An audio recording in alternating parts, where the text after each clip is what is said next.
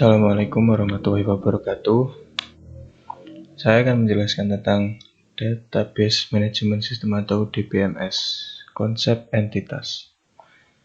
Terminologi pertama entity, kedua atribut, ketiga data value atau nilai atau isi data, yang keempat record atau tuple, yang terakhir file. Entity berarti orang, tempat, kejadian atau konsep yang informasinya direkam. Contoh, entity pada rumah sakit, pasien, dokter, obat, kamar.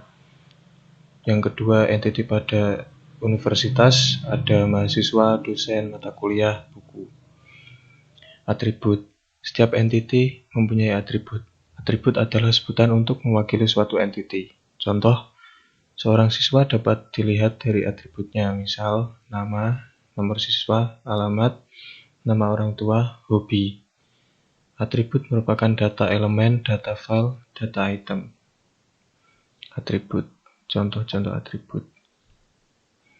Data value atau isi atau data. Data value adalah data aktual atau informasi yang disimpan pada tiap data elemen atau atribut. Contoh, atribut nama _MHS menunjukkan tempat di mana informasi nama mahasiswa disimpan. Yang kedua, data value adalah Ari, Adi, Arif, Budi, merupakan isi dari data atribut nama MHS tersebut. Contoh dari atribut dan data value, record atau tuple. Record atau tuple merupakan kumpulan elemen-elemen yang saling berkaitan, menginformasikan tentang suatu entity secara lengkap.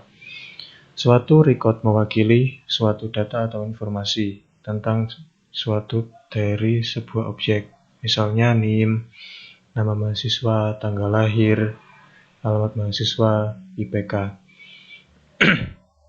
Satu record terdiri dari file-file yang saling berhubungan untuk menunjukkan bahwa file tersebut dalam suatu pengertian yang lengkap dan direkam dalam suatu record.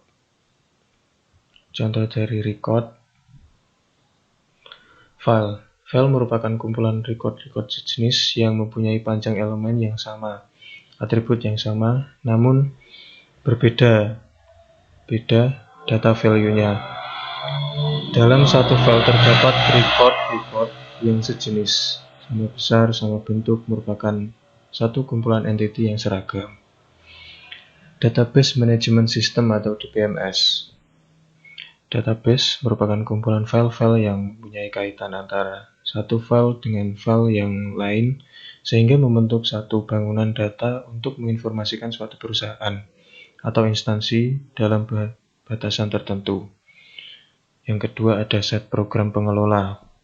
Satu paket program yang dibuat agar memudahkan dan mengefisiensikan pemasukan atau perekaman informasi dan pengambilan atau pembacaan informasi ke dalam database.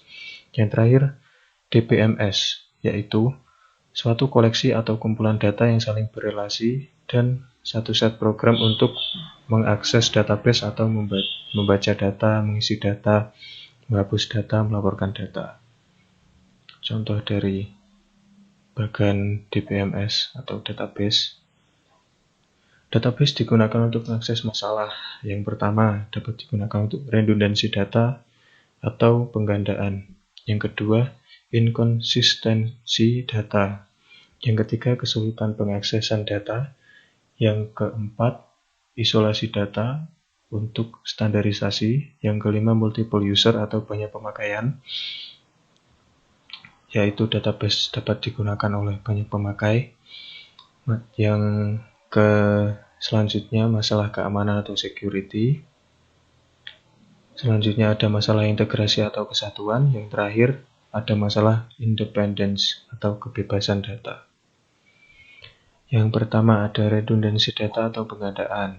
Jika file-file dan program aplikasi diciptakan oleh programmer yang berbeda pada suatu yang berselang cukup panjang, maka ada beberapa file data yang mengalami penggandaan pada file-file yang berbeda. Contoh, alamat dan nomor telepon dari pelanggan kita tercatat pada deposito, juga pada file rekening koran, dan juga file nasabah. Yang selanjutnya ada inkonsistensi data. merupakan penyimpanan data yang sama berulang-ulang di beberapa file dapat mengakibatkan juga inkonsistensi atau tidak konsisten.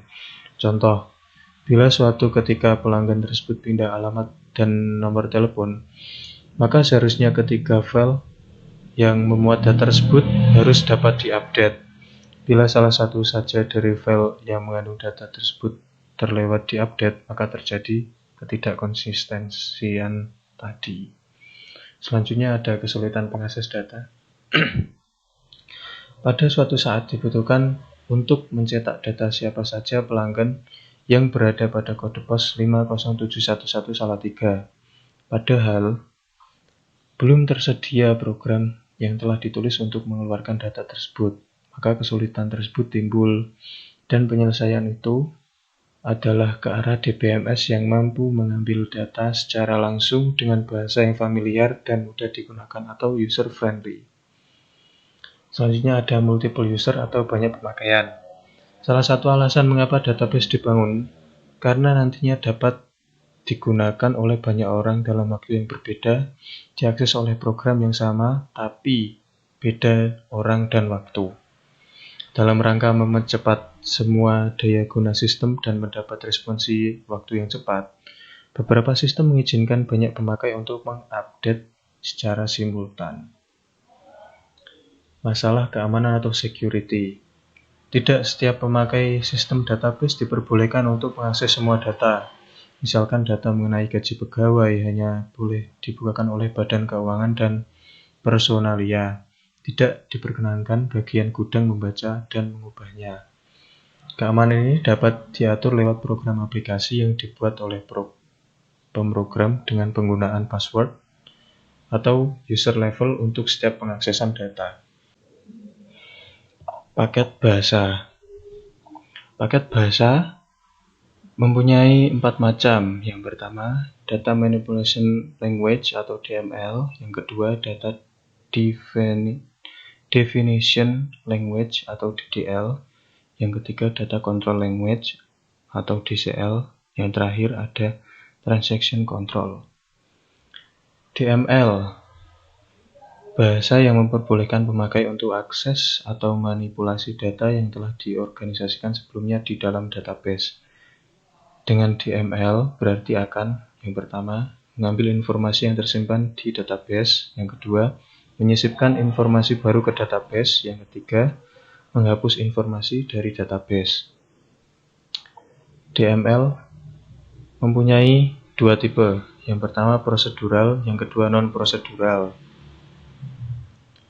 DML di dalamnya ada query, yaitu pernyataan yang diajukan untuk mengambil informasi. Merupakan bagian DML. Untuk pengambilan informasi tersebut disebut query language. Contoh query seperti yang sudah ada di slide. Selanjutnya DDL. DDL adalah bahasa khusus untuk mendefinisikan pola atau skema database. Suatu set perintah dalam DDL yang menspesifikasikan suatu terapan yang rinci dari pola database yang biasanya tersembunyi dari user atau pemakai. Perintah dalam DDL adalah create, modify, report, modify struktur. Pengguna database ada 3. Yang pertama database manager, yang kedua database administrator, yang ketiga database user. Database manager merupakan suatu model program yang menyediakan interface antara penyimpanan data low level dalam database dengan suatu aplikasi program dan query yang diajukan ke sistem. Database administrator merupakan orang yang mempunyai kekuasaan sebagai pusat pengontrolan terhadap seluruh sistem, baik data maupun program yang mengakses data. Sementara database user merupakan user database atau pengguna database tersebut. Pemakai database atau database user. Pertama, ada programmer aplikasi atau PA. Yang kedua ada casual user, yang ketiga ada naive user, yang keempat ada specialized user. Programmer aplikasi yaitu profesional komputer yang berinteraksi dengan sistem lewat DML yang dibuat dengan bahasa C, COBOL, dan lainnya. Program-program yang dibuat disebut sebagai program aplikasi, misalnya untuk perbankan, administrasi, akuntansi, dan lain-lain. Sintak DML berbeda dengan sintak bahasa komputer umumnya.